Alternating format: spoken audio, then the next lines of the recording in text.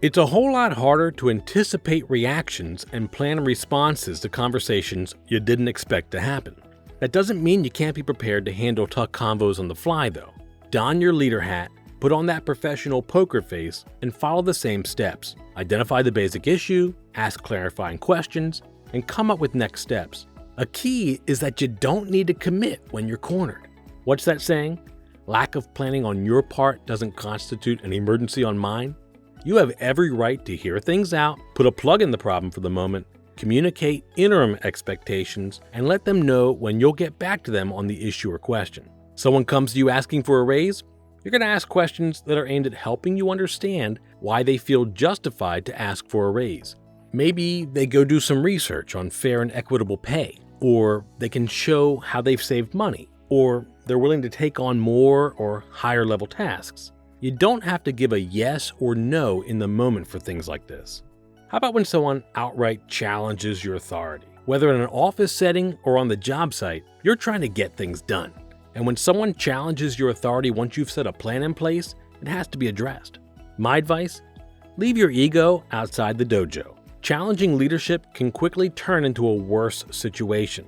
It's better to not let it escalate. Instead, diffuse the situation with canned responses. Delivered with sincerity, I hope. Like, I hear you. For now, we've got to get this done, and we need to do it this way. We can revisit this later, though.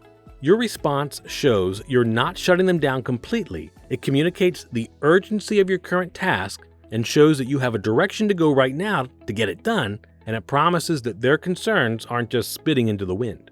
That's just one basic example. How you respond is going to depend a lot on whether safety in the moment's a concern, whether there's time to discuss things, or if you instead have to use harder language. And maybe the most important, really, your relationship with those you manage. Now look, I get it. Respect is a two-way street, sure. But some folks just carry chips around on their shoulders and are looking for a battle.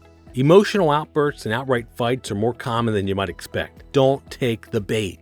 My top recommendations to prepare for this kind of thing are to know your emergency numbers, think 911, complete training, and have regular discussions on dealing with workplace violence and building up a positive workplace culture, and learn some basic de-escalation techniques. These are things like avoiding physical contact, staying out of people's personal space, speaking calmly and patiently, avoid aggressive posturing and facial expressions, and don't assign blame to people who are acting out. Trust me, they're in no frame of mind to ask for forgiveness just yet. Everyone's safety is always the number one priority. Of course, not every unplanned conversation is loaded for bear, and don't go into them expecting a fight.